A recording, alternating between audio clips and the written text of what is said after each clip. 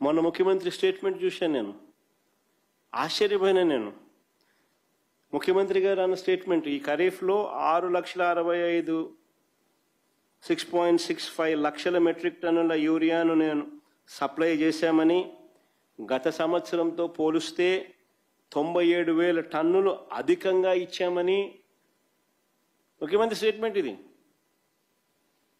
ఈ ఖరీఫ్లో 6.65 లక్షల మెట్రిక్ టన్నుల యూరియాను సప్లై చేశామని, గత సంవత్సరంతో పోలిస్తే 97,000 టన్నులు అధికంగా ఇచ్చామని చంద్రబాబు గారు మొన్ననే ప్రెస్ మీట్లో చెప్పారు.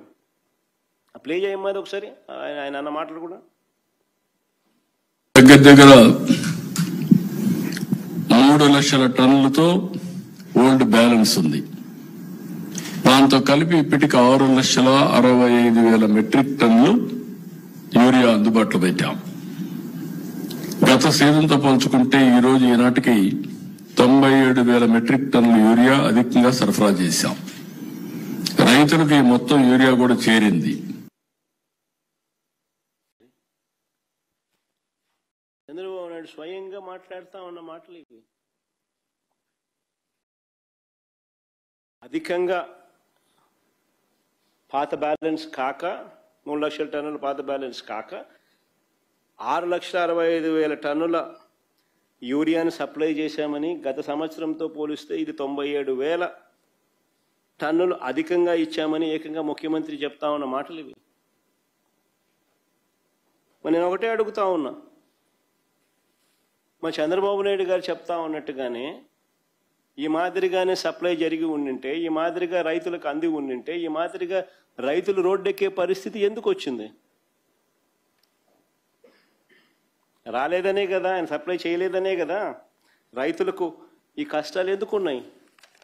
రైతుల చేతిలో యూరియా రాలేదు కాబట్టే కదా ఈ పరిస్థితి ఎందుకు వచ్చింది రాష్ట్రంలో. కారణం ఆర్బీకేలను నిర్వీర్యం చేశారు, ఈ క్రాప్ వ్యవస్థను నిర్వీర్యం చేశారు, పిఎస్సీలను నిర్వీర్యం చేశారు, ప్రైవేట్కు ఎక్కువ కేటాయించారు. మరోవైపు ప్రభుత్వం నుంచి వెళ్తా ఉన్న ఎరువులను తెలుగుదేశం పార్టీ నాయకుల దగ్గరుండి దారి మళ్లించి అధిక ధరలకు అమ్ముకుంటా ఉన్న మాట కళ్ళ ఎదుటే కనిపిస్తూ ఉంది. అది కూడా చూపించమ్మా. కర్నూలు జిల్లా ఎమిగనూరులో ఎరువులు పక్కదారి పట్టిస్తూ పట్టుబడిన టీడీపీ నేతలు. పల్నాడు జిల్లా దాచేపల్లి 165 బస్తాల ఎరువులు అక్రమంగా తరలిస్తూ పోలీసులకు చిక్కిన టీడీపీ నేతలు. యూరియా పంపిణీలో టీడీపీ నేతల అరాచకం. 70 టన్నుల యూరియా మాయం. నంద్యాల జిల్లాలో డోన్లో. అంటే ఒకవైపున ప్రభుత్వం నుంచి వెళ్ళిన యూరియా అంతా కూడా, ఎరువులన్నీ కూడా టీడీపీ నాయకులు దారి మళ్లించి అధిక ధరలకు అమ్ముకుంటా ఉన్న పరిస్థితి. మరోవైపు వీరు అధికంగా కేటాయించిన ఎరువులు, ప్రైవేట్కి ఏదైతే వీళ్ళు అధికంగా కేటాయించిన ఎరువులు ఏదైతే ఉన్నాయో వాళ్ళు దాన్ని బ్లాక్ చేసి బస్తా ఏకంగా 267 రూపాయలు బస్తా యూరియా ఉంటే దానికన్నా 200 రూపాయలు అధికంగా, 250 రూపాయలు అధికంగా దాన్ని బ్లాక్ చేసి స్కేర్సిటీ క్రియేట్ చేసి బ్లాక్లో అమ్ముతా ఉన్న పరిస్థితి. ఇలా బ్లాక్ మార్కెట్లో ఎరువులు అమ్మడం ద్వారా చంద్రబాబు నాయుడు గారు దీన్ని ప్రోత్సహించడం ద్వారా డైరెక్ట్గా భాగస్వామి కావడం వల్ల దాదాపుగా 200 నుంచి 250 కోట్ల రూపాయల స్కామ్ ఇది.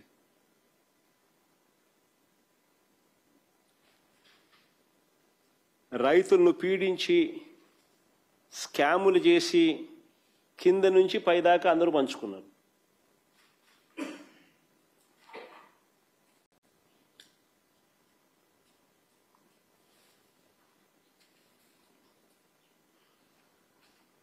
నేను అడుగుతా ఉన్నా, మా ప్రభుత్వ హయాంలో ఇలాంటి అక్రమాలు ఎందుకు జరగలేదో తెలుసా?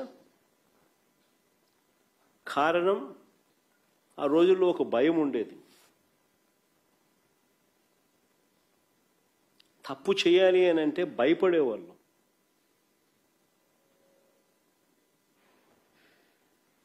ఈరోజు దగ్గరుండి చంద్రబాబు నాయుడు గారి దగ్గరుండి స్కామ్లో భాగస్వామి అయి దీన్ని ప్రోత్సహిస్తూ ఉన్నాడు. పైపైన మాటలు మాట్లాడతారు, తూతూ మంత్రాలే చేస్తారు తప్ప ఎక్కడా చిత్తశుద్ధితో తనిఖీలు ఉండవు. ఎక్కడా చిత్తశుద్ధితో ఎవరిని కూడా ఎవరి మీద చర్యలు ఉండవు.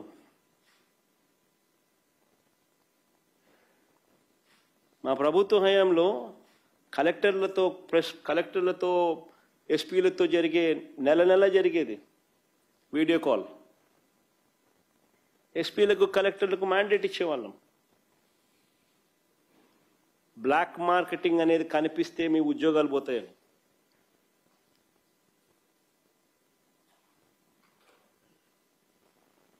ఈరోజు ఏం జరుగుతూ ఉంది? దగ్గరుండి స్కాములో మీరు కూడా భాగస్వాములు అయినారు కాబట్టి విచ్చలు విడిగా జరగనిస్తూ ఉన్నారు, తూతూ మంత్రంగా మాట్లాడుతూ ఉన్నారు. అంతే, ఎక్కడ చిత్తశుద్ధి లేదు, ఎవరి మీద చర్యలు ఉండవు. అంతా దోచుకో, పంచుకో, తినుకో, నాకింత, నీకింత, ఇంకొకరికింత.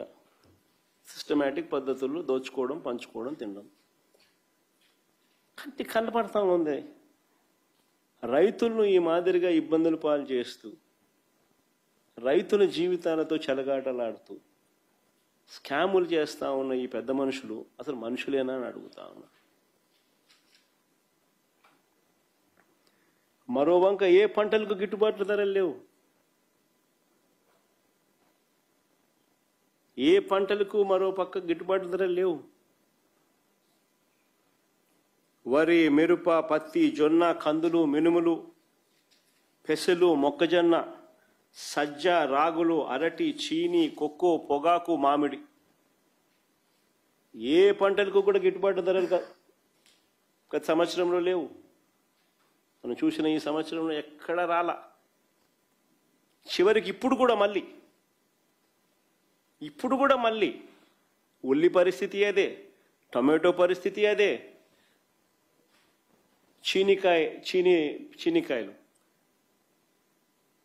చీనికాయల పరిస్థితి అదే. ధరలు పడిపోయి రైతులు ఆత్మహత్యలు చేసుకుంటా ఉన్న పరిస్థితి.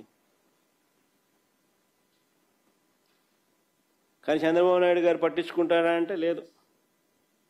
ఒక స్టేట్మెంట్ తూతూ మంత్రంగా స్టేట్మెంట్ ఇస్తాడు. అది ఫస్ట్ ఆఫ్ ఆల్ ఒప్పుకోడు.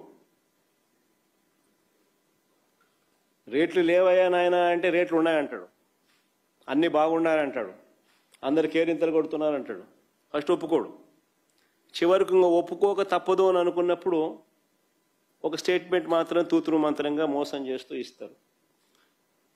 ఆయన ఇచ్చిన ఈ స్టేట్మెంట్లు ఆ ఈనాడు, ఆ ఆంధ్రజ్యోతి, ఆ TV5, ఆయన ఎల్లో మీడియా వాళ్ళు పెద్దగా దాన్ని చంద్రబాబు నాయుడు ఇంద్రుడు చంద్రుడు ఆల్రెడీ ఇన్స్ట్రక్షన్స్ ఇచ్చేసినాడు, జరిగిపోయింది, చేసేసినాడు, మొత్తం రైతులందరికీ చేరిపోయింది అని చెప్పేసి పెద్ద అక్షరాలతో రాసేస్తారు, కొట్టేస్తారు. అంత తూతూ మంత్రమే. ఏ రైతుకు మళ్ళీ సమస్యలు తీరవు. మిర్చి విషయంలోనూ అంతే, పొగాకు విషయంలోనూ అంతే, మామిడి విషయంలోనూ అంతే, చివరకు ఉల్లి విషయంలోనూ అంతే. అంతా తూతూ మంత్రమే. ఓ చంద్రబాబు నాయుడు గారు ఎలా ఉంటాడనేది